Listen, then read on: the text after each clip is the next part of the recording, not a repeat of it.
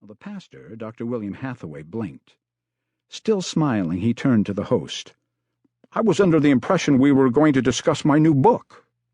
"We are," Preston assured him, "but it's always good to have a skeptic or two in our midst, wouldn't you agree?" "Ah," Hathaway nodded.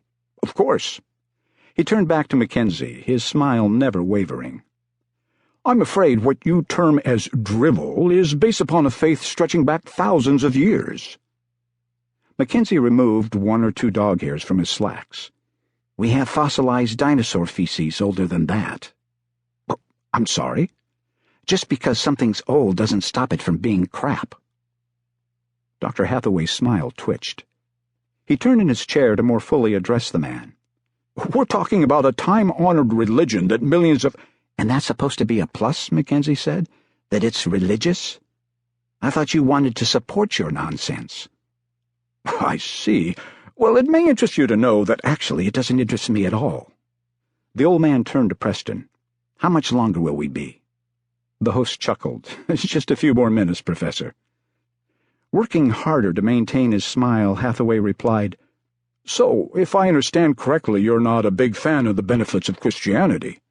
"Benefits?"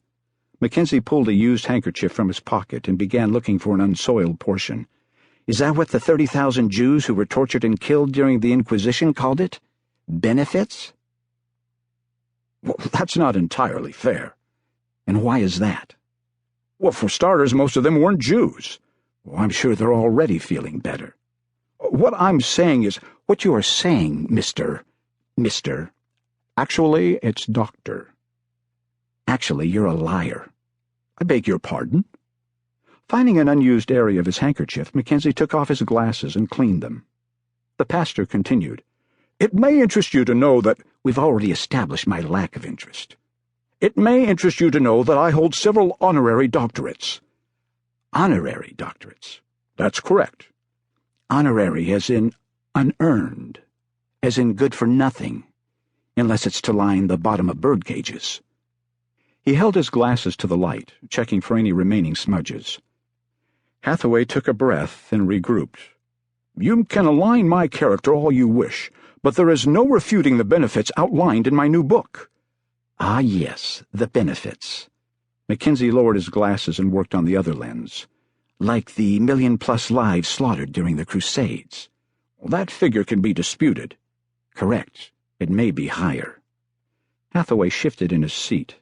"The Crusades were a long time ago and an entirely different culture." "So you'd prefer something closer to home? Perhaps the witch hunts of New England?" "I'm not here to—" 15,000 human beings murdered in Europe and America. 15,000. Again, that's history, and it's not a part of today's— "Then let us discuss more recent atrocities. Towards the blacks, the gays, the Muslim population. Perhaps a dialogue on the bombing of abortion clinics."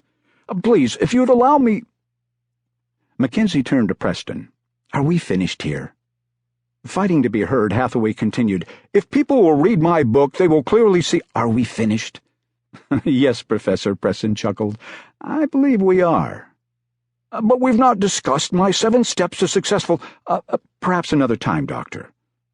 Mackenzie rose, shielding his eyes from the bright studio lights as Hathaway continued, "But there are many issues we need to—" "I'm sure there are," Preston agreed, while keeping an eye on Mackenzie, who stepped from the platform and headed off camera.